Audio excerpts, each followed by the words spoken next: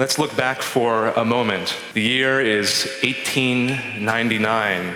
It's the eve of a new century. A man leaves the hustle and bustle of the city and travels to the Adirondack Mountains. There, he wakes at sunrise and sets out into the wilderness for a full day's hike under green trees and over mountain brooks, climbing to the peak of Mount Marcy. Afterward, by his own account, he gets lost, quite profoundly lost. There in the wilderness, he experienced a visionary state of consciousness, what he called a state of spiritual alertness of the most vital description. It changed the course of his life. That man was the first to use the term stream of consciousness. 3 years later, in 1902, he published The Varieties of Religious Experience, which was the first great American work on mysticism. His name was William James, a true visionary and a giant in his field. He's now known as the father of psychology and of American pragmatism. So William James went on to write brilliantly about the different conscious experiences of mystics, of madmen, and of etherized patients. James wrote of certain states of consciousness which were unattainable during what he characterized as the hubbub of this waking life. After his walk in the woods, he wrote of how the human mind may yield access to dreamy states of consciousness when the outlines of confining selfhood begin to melt down. Today, in a way, we are concerned with the same great questions that James asked. It's about the self and how the outlines of confining selfhood melt down. It's about the boundaries between you and me, between existence and non-existence, between what is conscious and what is unconscious. It's about how these boundaries of selfhood, both intentionally and spontaneously, may become less rigid. It's about the mysterious, profound, and sometimes life-changing things that can happen. So my name is Alex BELSER, and my colleague here is Dr. Casey Paleos. We're part of a team at New York University that has completed our psilocybin study working with patients who have cancer and their clinical anxiety. So as clinicians and scientists, we try to understand complex phenomena better. And in talking with these patients, we noticed something unusual in the way they were talking about their experiences. We noticed that our language and our concepts were lacking something and were problematic. That the current ways that we talk, the current terminologies we use to describe psychedelic experiences were sometimes pejorative or flat-footed, like with words like psychotomimetic and psychedelic and hallucinogen, or vaguely religious in nature, like the word entheogen. We're today proposing a new term to help meet that need that we hope will be useful. Finally, we will show you some never-before-seen footage of patients sharing their experiences. I'd like to introduce a short clip from our friend Patrick Murphy. The NYU Cancer Anxiety Psilocybin Study is a study investigating the impact of psilocybin upon people who have cancer and who have anxiety, existential or psychospiritual or psychological anxiety, organized around dying and their disease. It's measuring how helpful the psilocybin and mystical experience is in reducing this anxiety and hopefully facilitating an acceptance of death, greater peace, a reduction in a number of scales: depression, anxiety, physical pain, quality of life.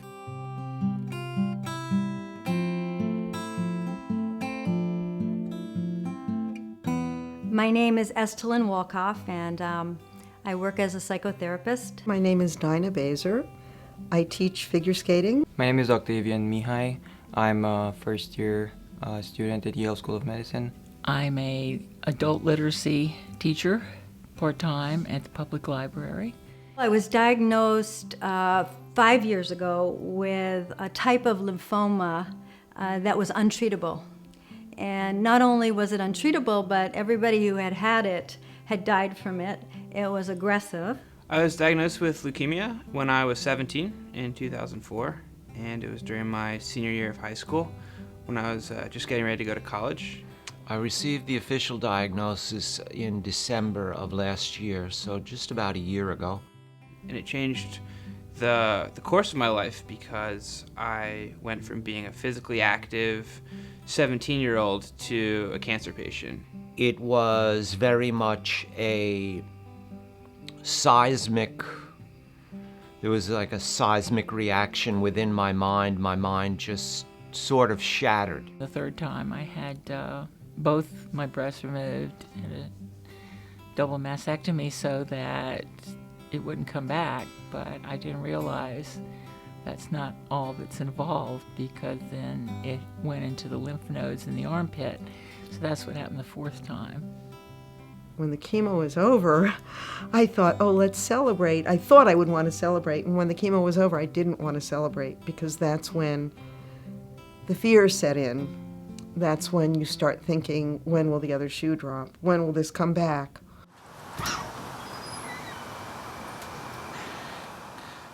Always in my life, I've been an anxious person. And naturally, when I was given that diagnosis, my anxiety shot up. And even though years and years and years keep going by and I'm still okay, I know very well that this could return at any moment.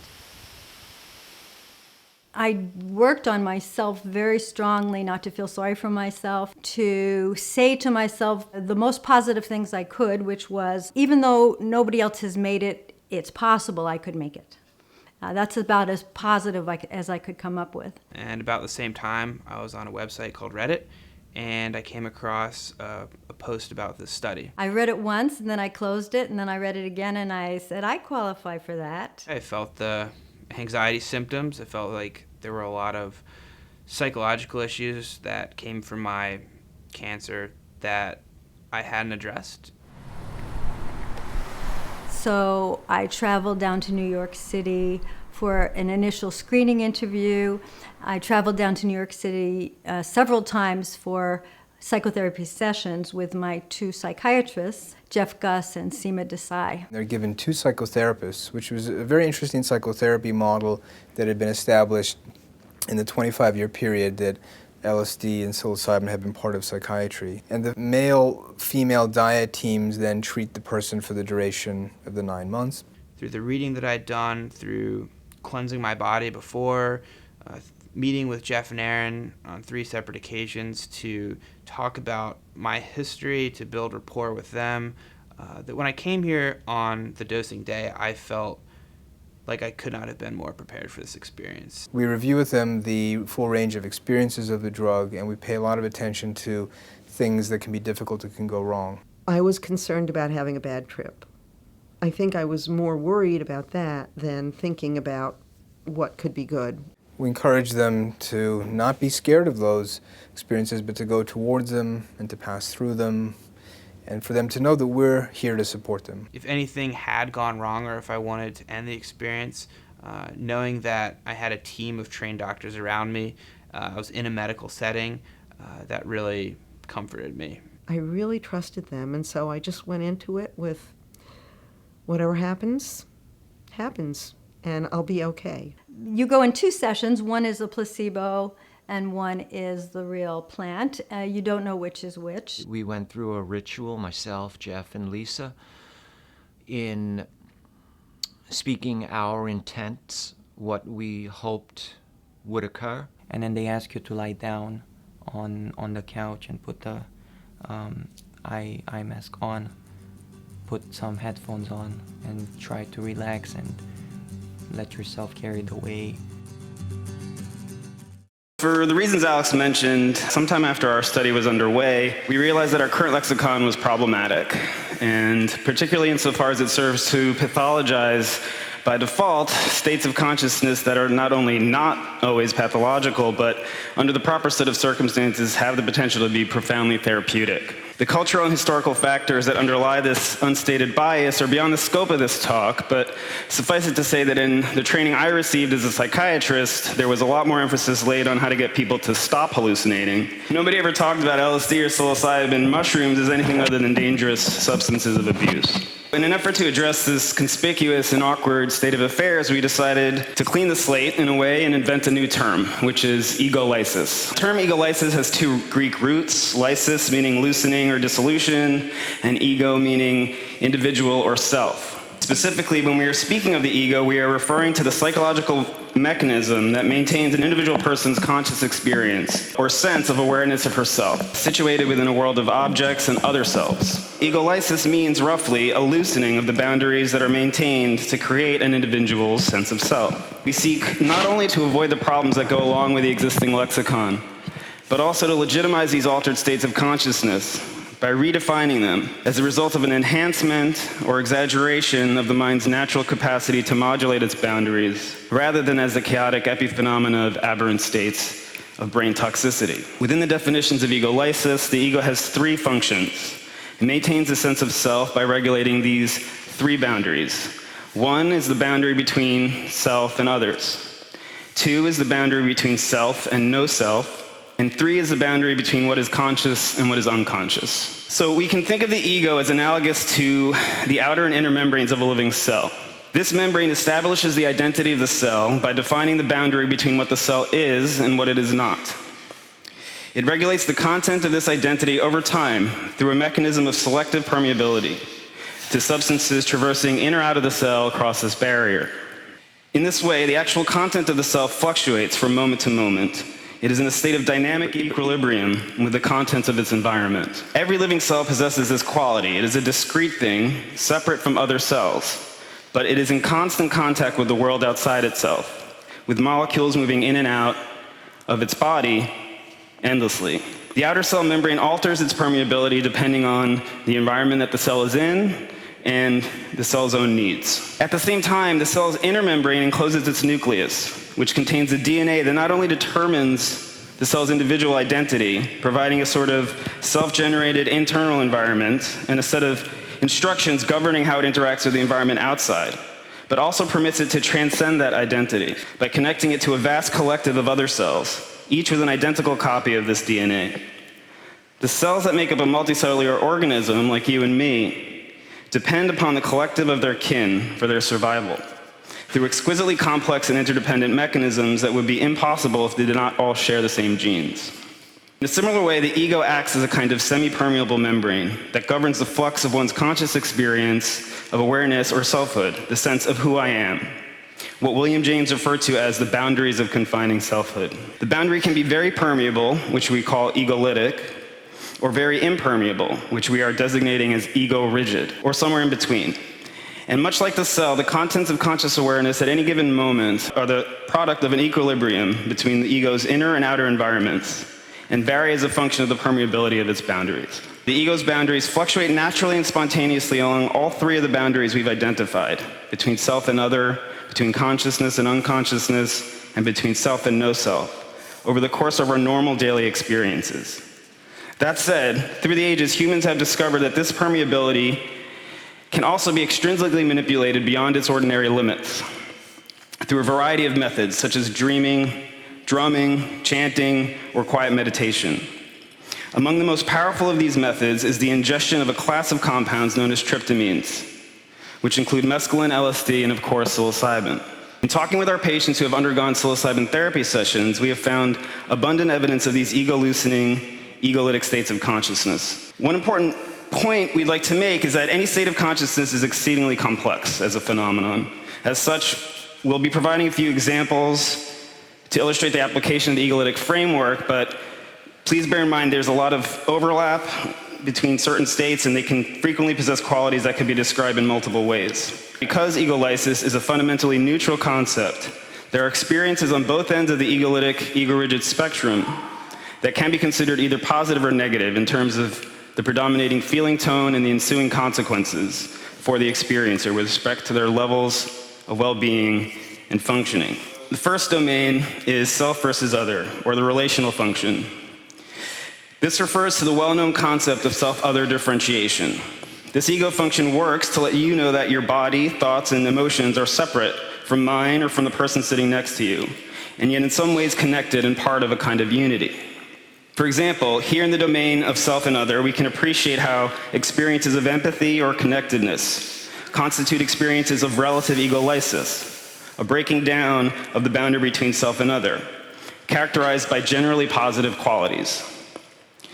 A state of acute psychosis, on the other hand, in which people may be suffering, for instance, from delusions that the stranger across the street is beaming evil thoughts into their mind, can be conceptualized as states wherein the boundary between self and other are also breaking down, but in a decidedly negative way. On the ego-rigid end of the spectrum of self versus other, feeling states like alienation, envy, and vanity fall into the negative quadrant, whereas healthy ego-rigid states include autonomy and self-confidence. In self versus no self, this is the existential or ontological function of the ego. This ego boundary functions to create the sense of existence as distinct from non-existence. This does not just relate to non-existence as exemplified by death, but non-existence of the biographical self. The biographical self is the conscious narrative that defines our day-to-day sense of who we are. I am a man, I am a New Yorker, I am a truck driver, I am so-and-so years old. But when this function relaxes, we can become aware that there is much to us, to our existence, that is not at all embedded in these biographical details. This is the I that can cease to exist when one is at the end of the egolytic spectrum in this domain. Transcendent, unitive experiences such as those that occur during peak or mystical experiences, what some have described as a feeling of oceanic boundlessness, and states of deep meditation, such as the Zen state of Mushin, which translates as no mind. In its negative aspect, egolysis can manifest in this domain when a psychedelic experience goes bad, the so-called difficult trip, characterized by the very unpleasant feeling that one's mind and very identity is disintegrating into oblivion, an experience known as ego death.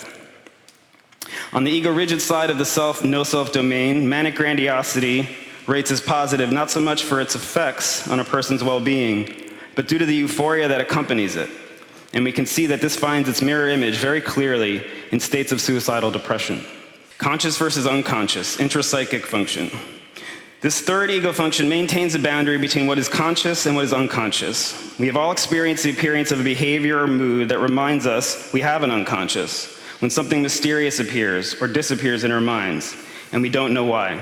Associations, memories long forgotten, emotions that have been imperceptible come unbidden to our minds. The conscious-unconscious boundary regulates this intrapsychic traffic in a way that seems largely autonomous, though we are able to purposefully intervene in this process when the need arises, as exemplified by the positive ego rigidity of productive focus on a given task.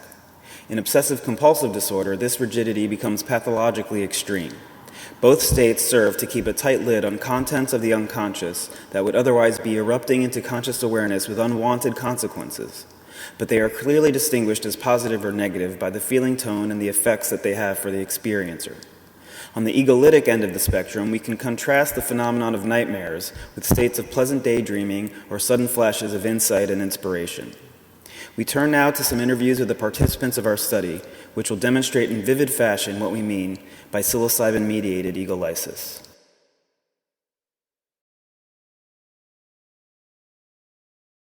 It's just sort of opened me up to everything, like the universe and to people and you know, from the furthest strangers all the way up to my own family and my friends and my acquaintances and my neighbors,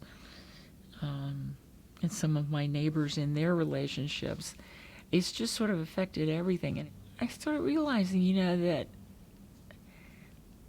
I don't think a lot about what she's experiencing, and feeling more open about how she's feels very lost. It's sort of opened up my love and my acceptance of her more. I mean, I know these things. I mean, they're all like cliches and everything, but they weren't then. They were just totally real, and realize that, you know, the total insanity of war. I mean, it's hard to comprehend how we can keep doing that to each other. I wish I could put it into words, but a sense of a connectedness that runs through all of us that I never knew. I find myself so much more connected to everyone and everything, and what greater blessing is that? Especially for a person who held herself apart. You know, walking down the street, I don't judge people. I don't judge people very much. I see that we're the same. We are one. I always heard, you know, we're one. I've always heard those words, and I always wanted to know what that means, but I get it now. And I never in my life would have gotten it if it weren't for this study. If people could know how connected they really are, connected to spirit and connected to each other and connected to nature, and if people would know that, so much of their fear would dissipate. I think feeling that connection to a spiritual world adds meaning to my life, and it adds a purpose to my life that wasn't there before or was dormant. I've really taken that message into my interpersonal relationships, and I've tried with my interactions with people to be more caring, to be more loving, and to feel more empathy. And I felt that very strongly since the dosing day. And I think that that's a universal lesson that was really shown to me on that dosing day that has really resonated.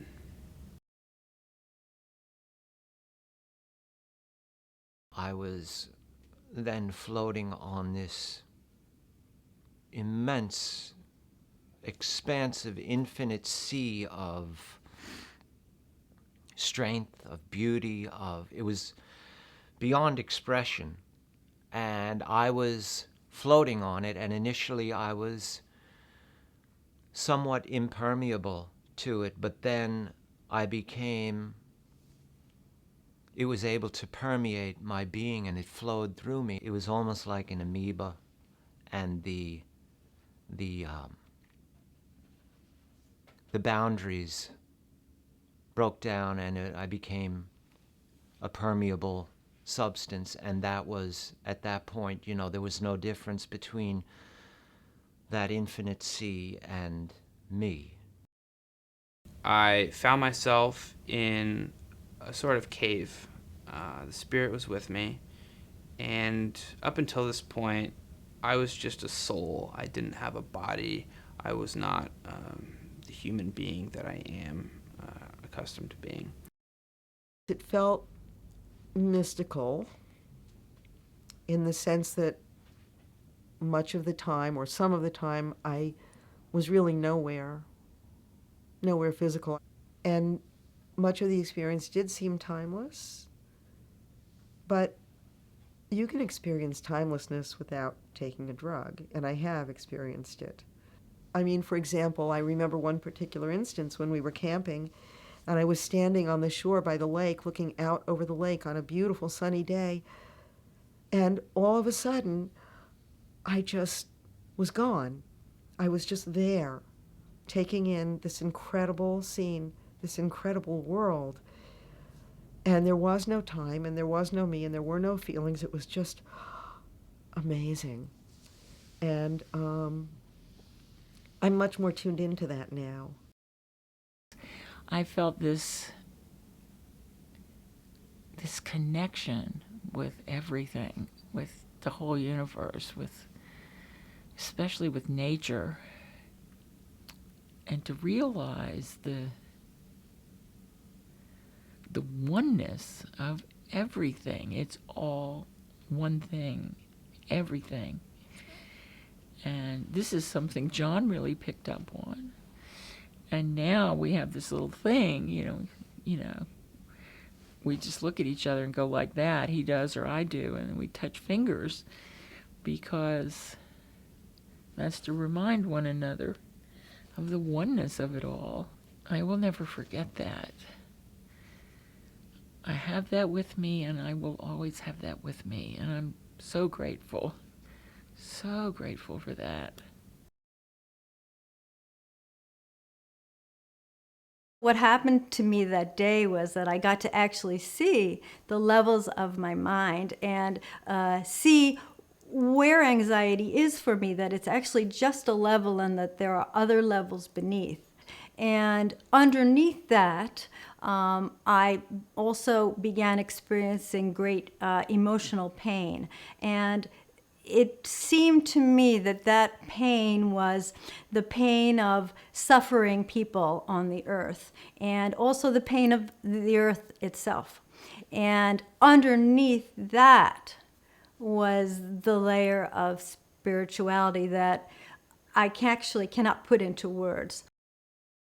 It's funny, the core, which is where the teachings brought me to, it brought me there, but the core at that point, there was a core I carried around for years of an incredible alienation. It was my first memory of life in this world was, how the hell did I get here? What am I doing here? And it was that core that brought, that was so troublesome to me, and it wasn't until I had a direction, a finger pointing me in a direction, and then coming to the teachings that I was able to supplant that core. And this experience, for once and for all, dismissed the reality of the core of alienation. I started having sort of like realizations, and it sort of opened a part of me that hasn't been open in a long, long time. I needed to stop talking and look inside and find that I was part of it. I was part of everything. I was part of God, that you are too.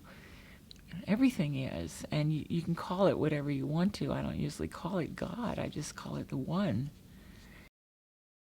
Every experience I've had, all the ones I can remember, and the way I remember it is like every great thing, every amazingly great thing, every unbelievably great thing, and every horrible thing, and every, am I ever going to survive this horrible thing, and everything in between. It was so beautiful and so sad and so happy, so joyful, that it was just the range of those emotions, and it just kept going up. It's just like, and then all I could think of was my loved ones and really wanting to share this with them. When you ask me if I'm religious, I'm not like religious per se, but that's the closest corporal understanding that I'll ever have, to know that God is in me. Yeah, that's what it's like.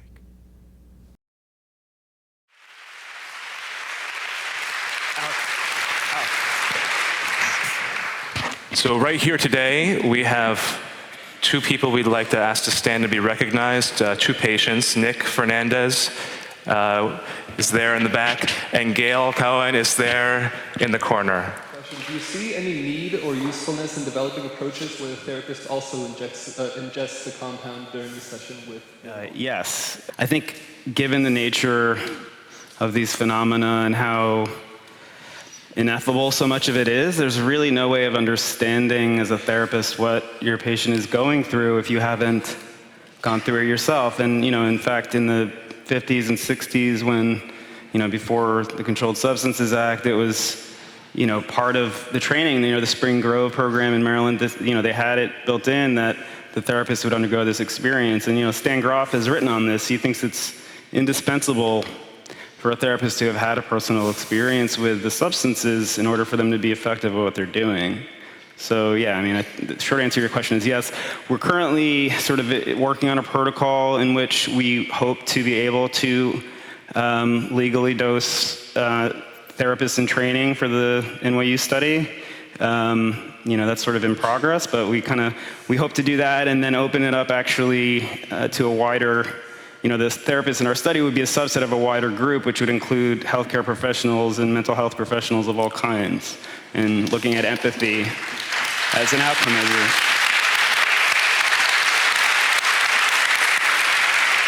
Would there ever be a time when the researcher would take the substance at the same time as the subject? The short answer is no. Yeah.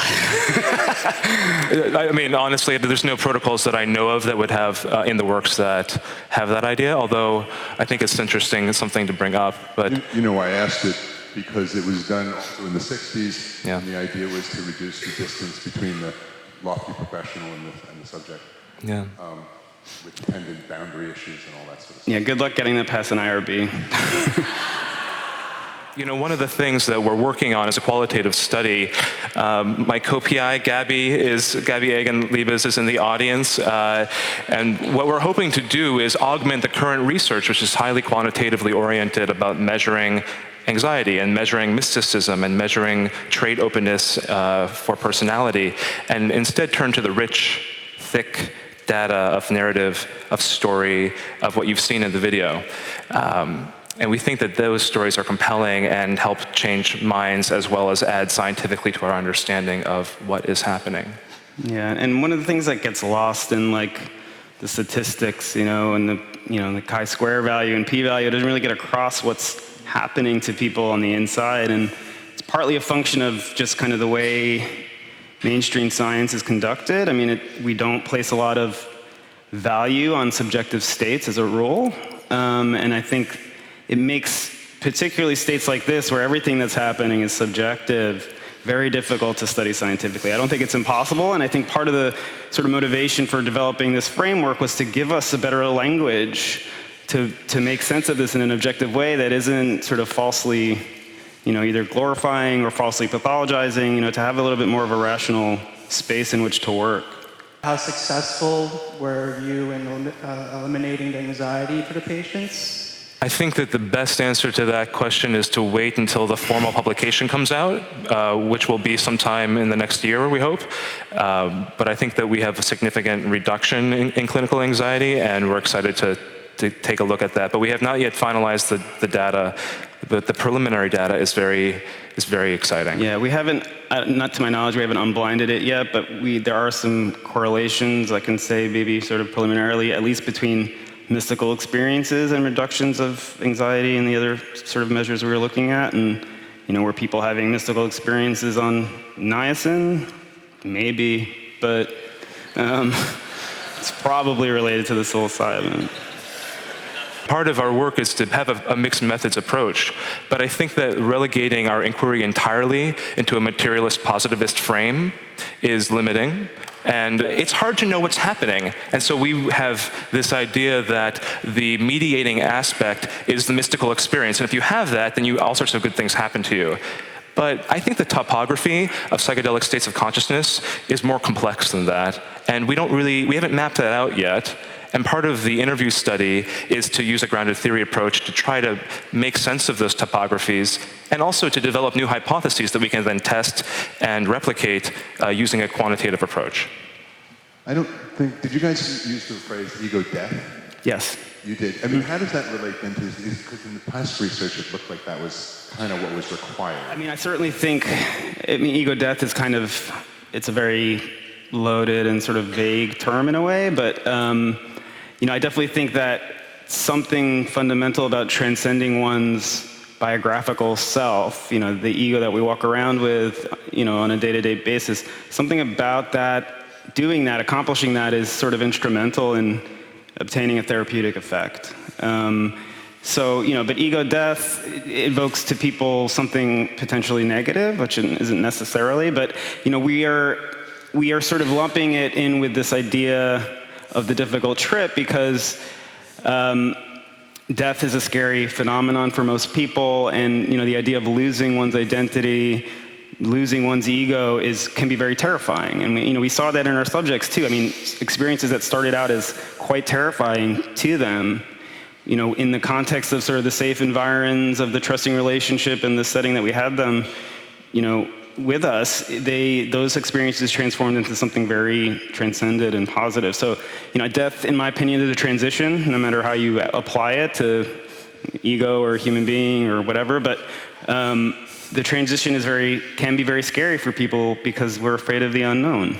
Do you plan on expanding the bandwidth of people that you're working with? There are so many potential clinical applications that we have speculative protocols for, but that are not necessarily in the works.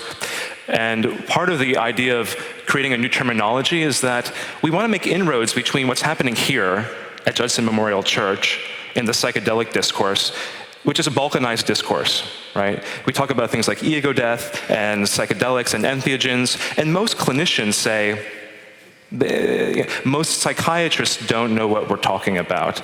And so what's interesting is that what we'd like to do is introduce a more neutral term to create bridges of language that we can use and to develop new scales. Because when you use trip language with professionals, 90% of the room is turned off.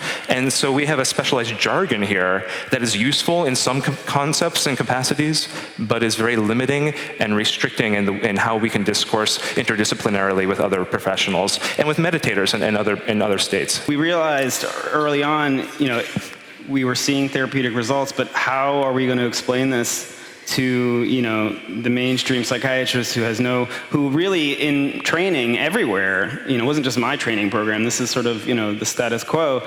We're taught that serotonergic hallucinogens are just that. They're hallucinogens. They cause hallucinations. Hallucinations are bad. We're in the business of snuffing out bad hallucinations, and how could anything that's a psychotomimetic be considered good or therapeutic? And the problem comes from the language itself, because it's there's this unstated, tacit bias against anything that alters consciousness, unless it's like coffee or nicotine.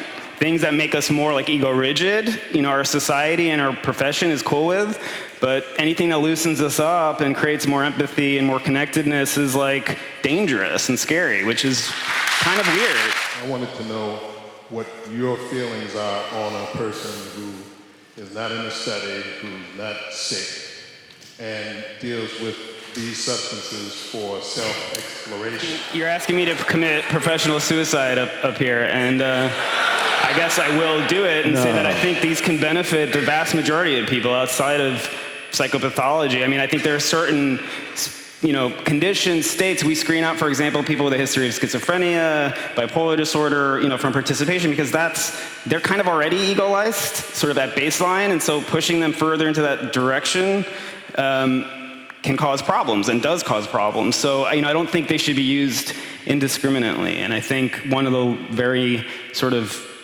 powerful lessons of the 60s is that, you unleash that Pandora's box and start, dosing kids on the subway or, in schools, bad things happen. And that's one of the, I don't have a problem with the word entheogen. I think it's a very beautiful sort of descriptive term, but it sort of misses that part, that I think we need to take very seriously, that these are not, but entheogen does also capture the fact that they're sacraments, and they are sacraments, but they have to be used, with respect. And in Patrick's movie, Neil Goldsmith actually has a very nice quote where, he said it was